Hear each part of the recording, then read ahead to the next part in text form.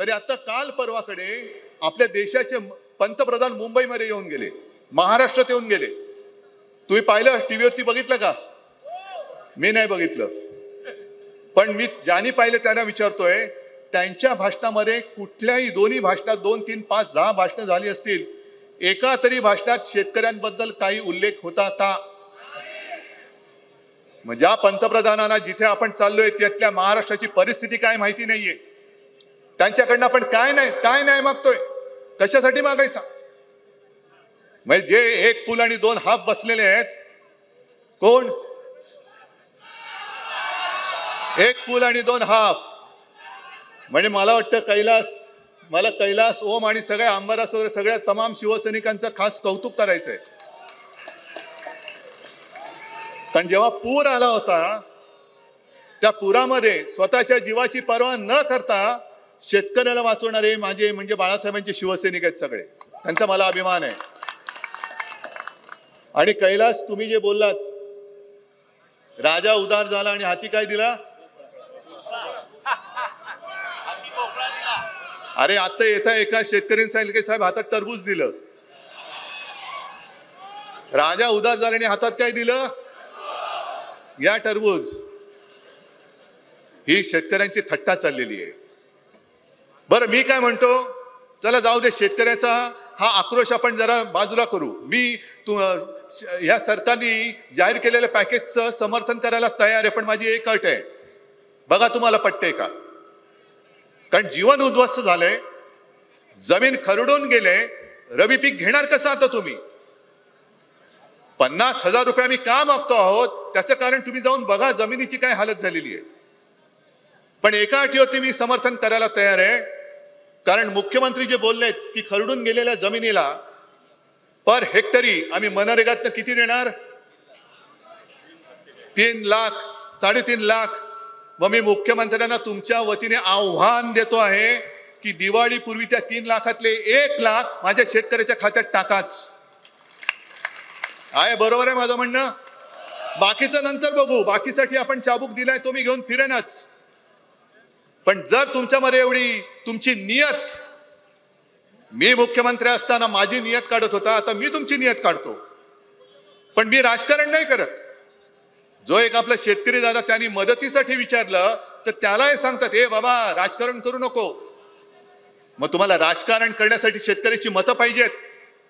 शेतकऱ्यांच्या मतावरती तुम्ही सरकार आणता, शेतकऱ्याच्या मतावरती तुम्ही राजकारण करता, आणि शेतकऱ्याने न्याय हक्क मागितला तर तुम्ही म्हणायचं राजकारण नाही करायचं. हे कुठलं सरकार आहे? एक तर 3.5 लाख रुपये तुम्ही मनरेगातनं कसे देणार? कसे द्यायचे तसे द्या, देऊन दाखवाच, पण 1 लाख रुपये दिवाळी पूर्वी माझ्या शेतकऱ्याच्या अकाउंटमध्ये पहिले टाका. पीक विम्यासाठी म्हणे किती 5,000 कोटी कुठून आणणार? इथे आलेल्या शेतकऱ्यांनी किती विमा घेतलेला आहे? जरा हात वर करा. घेतलाय? कारण आता विश्वासच नाही उरलेला. कारण मी मुख्यमंत्री असताना हा सगळा अभ्यास केला होता. शेतकऱ्यांच्या हितासाठी केंद्र सरकार आणि उरलेला हिस्सा शेतकरी देत असतो. मध्ये आणि एक तुमणं काढलं, 1 रुपयात पीक विमा केली बंद. चालू आहे का बंद आहे? बरं, आता काल मी त्या अजित नवलेंचं त्यांनी अतिशय छान त्याचं विश्लेषण केलेलं आहे. आणि त्यांनी काय सांगितलं की विमा कंपन्या विमा जेव्हा शेतकरी घेतो तेव्हा जो प्रीमियम असतो तो प्रीमियम कसा घेतात? 60 रुपये पर हेक्टर कापसासाठी, बरोबर आहे, आणि 58,000 रुपये पर हेक्टर सोयाबीनसाठी. आणि नुकसान होतं, नुकसान किती मिळतं? म्हणजे तुम्ही उत्पन्न येण्याच्या आधी ते आधारभूत धरून कचकवून हप्ता तर घेता, पण जेव्हा सगळ्या शेतकऱ्याचं पीक उद्ध्वस्त होतं, पीक कापणी कशी पीक कापणी करणार? आता राहिलंय काय शेतामध्ये? एक तर निकष असे टाकले, जे होते ते काढून टाकले, आणि निकष असे टाकले की शेतकरी मेला तरी त्याला विम्याचे पैसे मिळणार नाहीत, अशा पद्धतीचे निकष आहेत. आणि तुम्ही नाक वर करून सांगता शेतकऱ्याला आम्ही 5,000 कोटी रुपये विमा देऊ. कुठून देणार विमा? कसा देणार विमा? कोंबडी गेली तर एका कोंबडीला 100 रुपये. आता बाजारात जा आणि चिकनचा भाव काय विचारा जरा, किती रुपये किलो आहे? मुंबईमध्ये तर 150-200च्या वरती चालला असेल एका कोंबडीच्या 1 किलोच्या मटणासाठी, आणि शेतकऱ्याला तुम्ही 100 रुपयाची कोंबडी देता. अंडी कोण उमवणार? सरकार. मेहनत शेतकरी करणार आणि हे सत्तेच्या खुर्चीत बसून अंडी उमवणार सत्तेची. एका गायीसाठी 37,000 रुपये. मला तुम्ही सांगा, 37,000मध्ये दुभती गाय मिळते का? किमान किती खर्च येतो? 1,00,000 रुपये. म्हणजे आम्ही हेक्टरी 50,000 मागतोय, इकडे गायच 1,00,000ची मिळते. अनेक शेतकरी तर मला असे भेटले की साहेब आमची गुरंढोरं तर वाहून गेलीच, पण जी काही गुरंढोरं राहिलेत त्यांना आता खायला यायला कडबा नाहीये. कडबा नाहीये म्हणजे गुरांना खायला एक तो कैलास तुम्ही मला तो व्हिडिओ पाठवला, त्याच्यात तो शेतकरी सांगतोय सगळं उद्ध्वस्त झाले. तो बोलतो खायचं काय, आम्ही माती खायची, कारण सगळंच गेले. कर्जाचं पुनर्गठन करणार. आम्हाला पुनर्गठन नकोय, आजचं मरण उद्यावर नकोय, आम्हाला कर्जमुक्ती पाहिजे. मग आपल्या मुख्यमंत्र्यांनी असं काहीतरी ते बोललेत म्हणे यांना अधिकार काय? मला अधिकार आहे, कारण मी मुख्यमंत्री असताना मी तुम्हाला कर्जमुक्त करून दाखवलं होतं तर हो बोला, नाही तर नाही बोला. अटीतटीच्या किचकट त्या जंजाळमध्ये तुम्हाला अडकवलं नव्हतं. फक्त तुमचा अंगठा आणि तुमच्या खात्यात पैसे दिले होते की नव्हते? होतं हो, नाही तर नाही सांगा. मग तेव्हा मुख्यमंत्री काही डोळ्याला भात लावून बसले होते?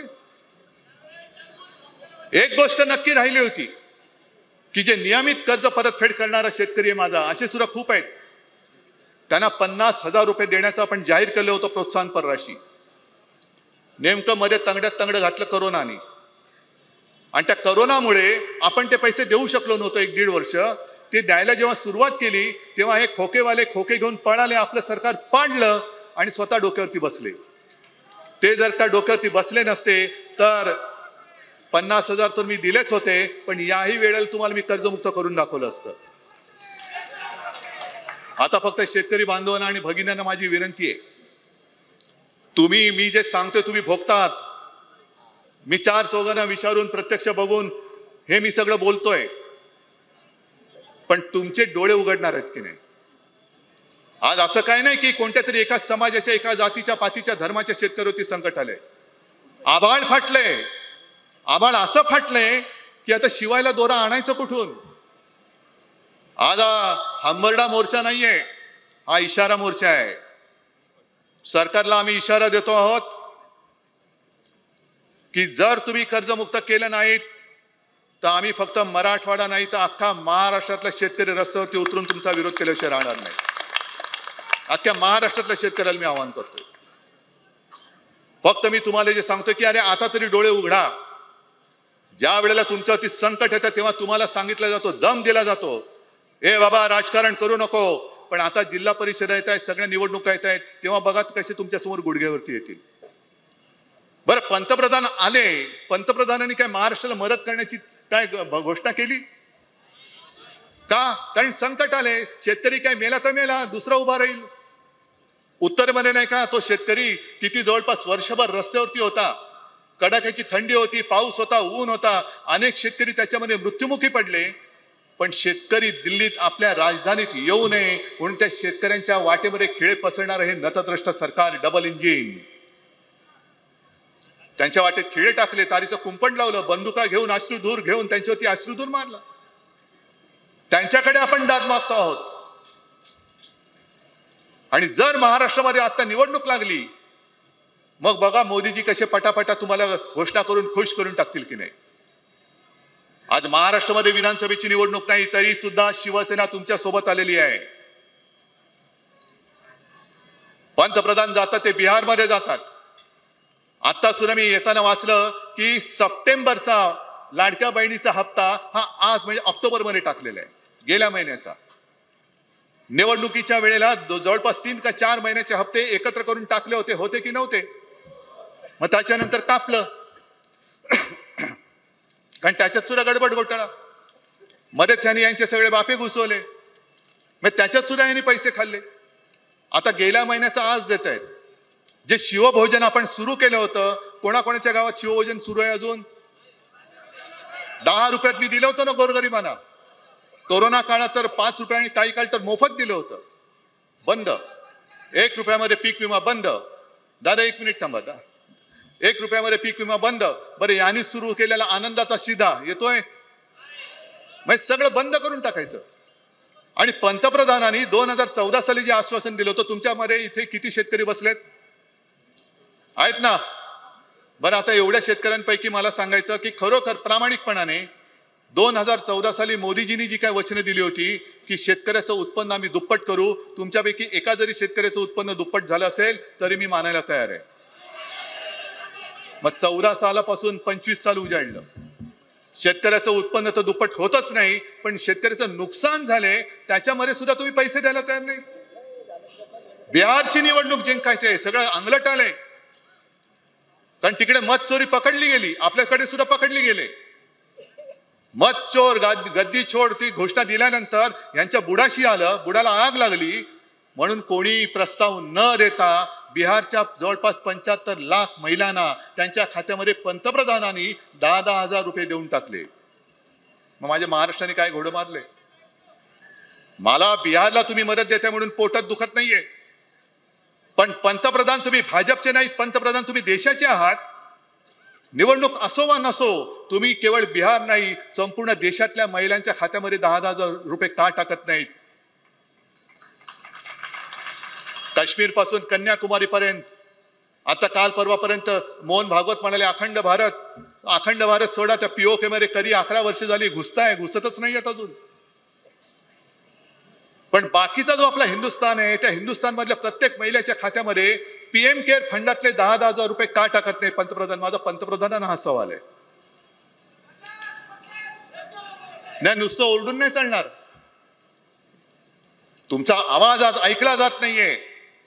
विरोधी पक्ष नेता त्यांनी आज नेमतच नाहीयेत. का नेमत नाहीये? नाही संख्याबळ नाहीये, नाही तसा नियम नाहीये. मग नियम नसेल तर मला अंबादास, तुम्ही विरोधी पक्ष नेते होते, ओमदादा कैलास सगळे तुम्ही, राहुल स्वामीजी तुम्ही सगळे आहात, संजय तुम्ही पण खासदार आहात. मला सांगा, विरोधी पक्ष नेते पद नेमण्यासाठी जर कायदा कानून नियम लागत असेल तर उपमुख्यमंत्री कसा नेमला जातो? 2-2 उपमुख्यमंत्री नेमता, जे त्याच्या संविधानात नाही आहे, नसलेली असंविधानिक पदं तुम्ही तिकडे नेमतायत. पहिलं त्यांना उपमुख्यमंत्री पदाचा दर्जा काढा. जर विरोधी पक्ष नेता आम्हाला देत नसाल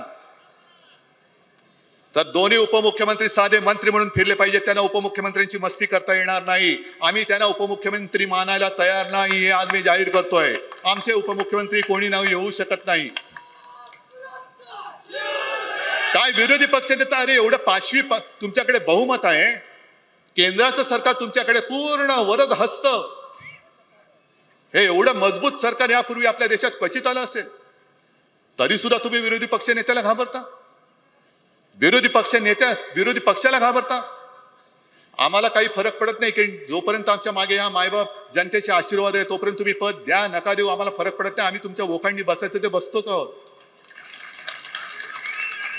पण विरोधी पक्षाला एक जो अधिकार असतो, अधिकाराने तो बोलून घेऊ शकतो, विचारू शकतो, अरे पॅकेज जाहीर केले, काय केलंयस? तो विरोधी पक्ष नेता पद तुम्ही द्यायला तयार नाहीत का? कारण संविधानात तशी तरतूद नाही. मग उपमुख्यमंत्री पदाची तरतूद तुम्ही मला दाखवा, नाही तर तुमचे 2 हाफ आहेत, त्यांना हाफच राहू द्या. त्यांना आम्ही पूर्ण दर्जा देऊ शकत नाही, उपमुख्यमंत्री आम्ही त्यांना मानू शकत नाही. संविधानात दाखवा. आणि आता यापुढे काय करायचं हा इशारा मोर्चा आहे. मी जेव्हा पूरग्रस्त विभागात पाहणी करायला आलो होतो, रस्ते उखडले गेलेत, घरदारं वाहून गेलेत, शेतामध्ये तेव्हा जवळपास गुडघाभर पाणी होतं, पीक तर सडून गेलं होतं, अनेक मुलांची शाळा पुस्तकं वया वाहून गेले होत्या. आणि परीक्षा शुल्क माफ केले, फी माफ केली पाहिजे, फी कर्ज माफ केलं पाहिजे. पुनर्गठन करायचं, कसं करायचं? आत्ताचं जे कर्ज आहे ते डोक्यावरती बसले, फेडू शकाल तुम्ही? पुनर्गठन केलं तर तुम्हाला फायदा होणार आहे का मला सांगा? मला जे काय कळतं त्याच्याप्रमाणे पुनर्गठन म्हणजे आजचं मरण उद्यावर, बरोबर ना? म्हणजे जे काय तुम्ही हप्ते भरायचे राहतात ते जे काय साठत जातं त्याच्यावरती व्याज लागणार आणि मग ते तुम्ही भरायचं. म्हणजे जवळपास चक्रवाढ व्याज झालं. हे सरकारची सावकारी झाली. आता एक तर पीक सगळं गेलंय, जमिनी गेल्यात, रबी पीक काढायचंय, कर्ज आणणार कुठून? पहिलं कर्ज फेडणार कसं? आणि पहिलं कर्ज घेतलेल्या बँका, दिलेल्या बँका तुम्हाला कर्ज देणार की नाही? आणि म्हणून मी विचारलं की ज्याप्रमाणे साखर कारखानदार टगे फुगलेत, बरं 15 रुपये तुम्ही मुख्यमंत्र्यांचा जो पूरग्रस्तांचा भार तो ऊस उत्पादक शेतकऱ्यांवरती टाकलाय, कारखान्यांवरती नाही. हे टगे सगळे कारखानदार शेकडो कोटी रुपये यांनी सरकारकडनं थक हमीच्या नावावरती लुटून टाकलेले आहेत. आणि ज्यांना शिक्षा करायला पाहिजे ते भाजपात गेल्यानंतर त्यांना पुन्हा थक बाकी असताना सुद्धा थक हमी देत आहेत. तशी माझ्या शेतकऱ्याची थक हमी माझं सरकार का घेत नाही?